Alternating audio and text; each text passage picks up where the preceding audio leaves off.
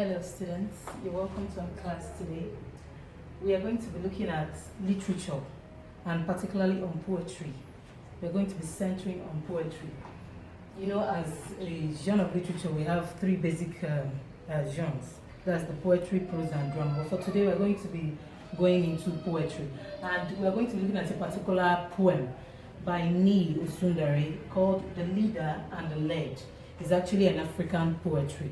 The leader and the led.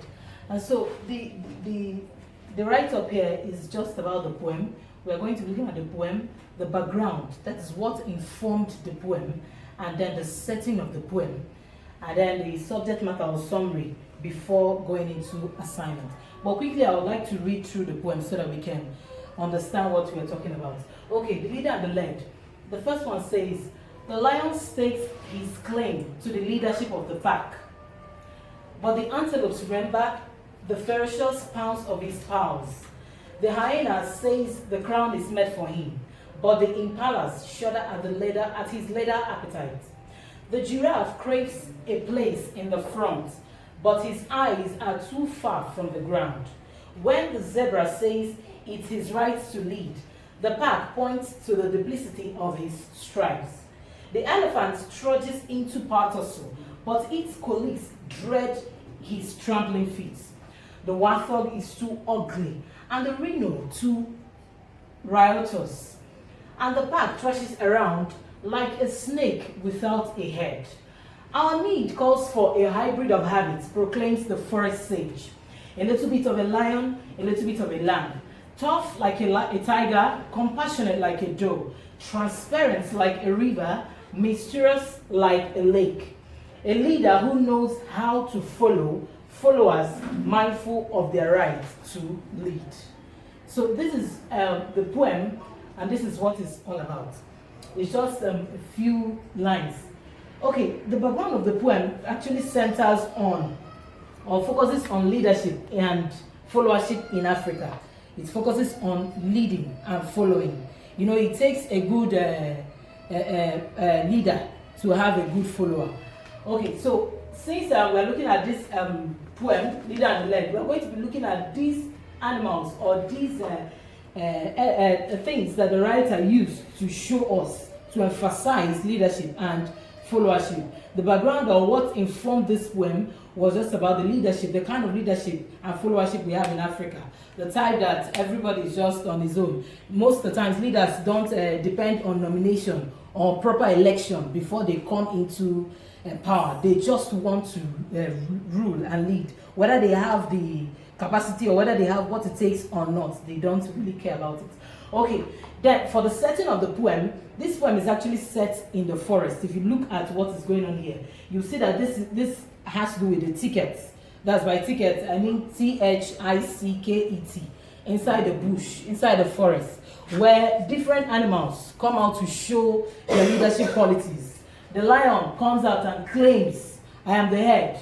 The antelope tells you, no, you remember my paws, my ferocious paws. Then the hyena says the crown is for me. And then the giraffe is craving for a place in the front without caring whether he's there, whether he has the qualities or not. And then the zebra says, no, it is my right to lead. Okay, so the elephant trudges into power tussle, into a fight, whether you like it or not, I must lead. And so this is just about different people and different characters showing different attributes and what they possess without having to know whether they have the main features we want in leadership. Okay, so that's for the setting. If you look at what is happening here, it's basically in the forest. It's just telling you that the animals, maybe among themselves, they are like trying to choose a leader. Okay, so that's for that. But physically, we are looking at Africa. Physically, it is said to be set in Africa, where confusion in leadership and disorderliness in followership still exists, even up till today. There are confusion. Like I said earlier, some leaders don't even really depend on the election, the process, and all that. They just want to show up. Some politicians want to just come out to showcase maybe their money, their charisma, their intellect, and all of that. Okay, so the setting physically could be traced down to Africa as a whole. Okay, so for the subject matter, The subject matter of this poem lies on what is expected of leaders and followers.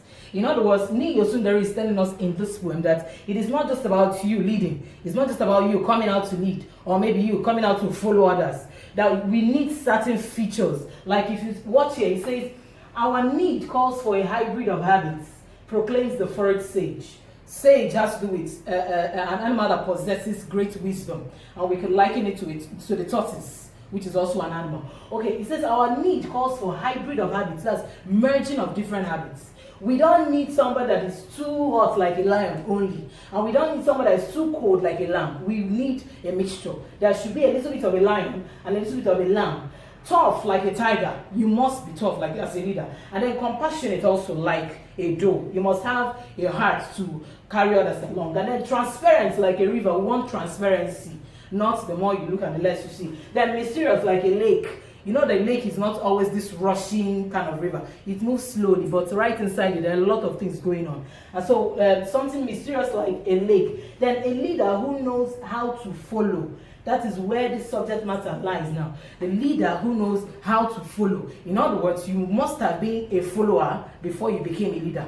That means you should know how to follow first before you started leading. And then followers, mindful of their right to lead. Followers, you are not just a follower. Anywhere they lead you and then you go. You must be mindful of your right to lead. That one day, leadership can call on you. You could just be nominated to come and lead. And then all of a sudden you are elected or you are chosen. You should also be mindful that, okay, I could be called upon one day, and then you should prepare yourself towards leadership. Okay, so let's take these lines one after the other. Actually, I'm supposed to have, by counting, we're supposed to have 1, 2, 3, 4, 5. That's the meters in poetry. 6, 7, 8, 9, 10. Here, 11, 12, 13, 14, 15, 16, 17, 18, 19, 20. 20, sorry for the mistake. Okay, then the rest are not up to 5, so we just allow it. We count by 5 in poetry. Okay, so we are going to be taking these lines one after the other to see what is actually going on in the animal. Okay, so if you watch here very well, you see that the lion is staking his claim. Lion is saying, I must lead. He's claiming the pack. The pack has to do with the whole of the animal. Okay, and then the antelope is also there. He says the antelope remembers the ferocious pounds of his pals. The antelope remembers the ferocious, the fearful pounds of the pals of the legs, of the feet of the lion. In other words, this one alone has disqualified the lion. In as much as we're a strong animal, but this aspect of yours can put all of us at disadvantage. Okay, then the hyena says, the crown is meant for me. But the impala is a lower animal, a kind of softer animal in the antelope class. It says the impalas shudder at his leader appetite. The impalas are saying, okay, fine, the crown is meant for you, but you have this kind of leader appetite. You have a consumptive appetite. You can easily swallow us up anytime you wake up, and so you are disqualified. Okay, the giraffe craves for a place in the front. I want to be in the front. I want to lead. But his eyes are too far from the ground. The eyes of the giraffe, you know, the giraffe is a very long animal that has a tall neck. Now, his only disqualification is that his eyes is too far from the ground. In other words, he may not be able to come down low to the animal's level to know what is going on in the animal. Okay, in the animal kingdom. Then the zebra comes out and tells them that it is my right to lead. The pack points to the duplicity of his stripes. The pack, the whole of animal, they point at the zebra and tell him, your body has too many stripes. In other words, we cannot understand you. At times you may be saying one thing or the other, one thing, and then may be meaning another. We may not be able to understand you. So the duplicity of his stripes, in as much as it's his nature, disqualified him. Now the elephant trudges into part also. The elephant comes and says, okay, since these ones are disqualified, I think I am more fit. But its colleague, all other animals, dread his trampling feet. They say when you hear the sound of the leg of the elephant, in fact, there is trembling everywhere, so it will put them also in a very great disadvantage. Now, the warthog is too ugly. He has a very ugly face. We don't need an animal that is so, ugly that we can't be able to behold. And then the rhino is too riotous. He can't be controlled. When he's overwhelmed, he cannot be called back to order. Okay, and the pack thrashes around like a snake without a head. Now, the pack is thrashing around. Everything is scattered. So like a snake without a head, like a snake whose head is cut off. You know, a snake who's head cut off doesn't know where he's going to. He's just going anyhow. Okay, now the forest sage came up and told them, listen, all of these things you are trying to say is not what we want. What we need, our need is a hybrid of habits.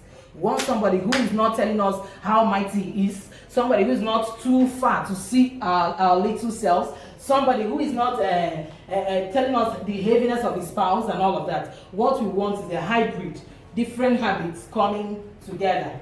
Different habits coming together. So this is colleagues. This is colleagues talking about the different colleagues of the animals.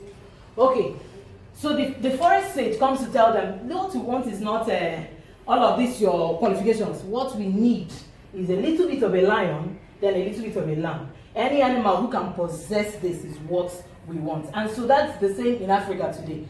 We know that in different places in Africa, we have the democratic rule where people can easily choose whenever they want and you know, choose who they want. And then we have the one that is by force, whether you like it or not, I am your governor and all of that. And then we have the one, the civilian, and then the military rule and all of that. So we are still saying that even today in Africa, we have not yet have a unified system of government. We are yet to have a unified form of government where we agree. Everybody is still bringing his own characteristics, showing what he can do and what he cannot do, but yet that is not exactly what we want. Okay, so I think I'd like to be summarizing here. From what I said earlier, it's about the poem Leader and the Led by Niyi O. It's an African poetry. It's actually African poetry. Niyi O. Profile will be taught to us maybe as the lesson continues. Okay, so it's just a poem about the animals. He used the animals as figures to tell us the different characteristics in leadership. Okay, so I will be, like we know in literature, of course, there are different notes. It's really voluminous. So different notes will be coming our way. And then again, I also have an assignment here for us. An assignment here says, discuss the topic of this poem in relation with its content. Discuss the topic. Is the topic suitable for this poem? Do you think it's okay? Then if you think it's okay, please marry this topic with the relation of the content. Point out certain places that tells you that this topic suits the poem. That is what I want. Okay, so you're going to be doing that, and then you're going to be submitting, and I'll have them, and it will be marked. So once again, I will thank you for giving me your time and your ears. Thank you very much, and God bless you.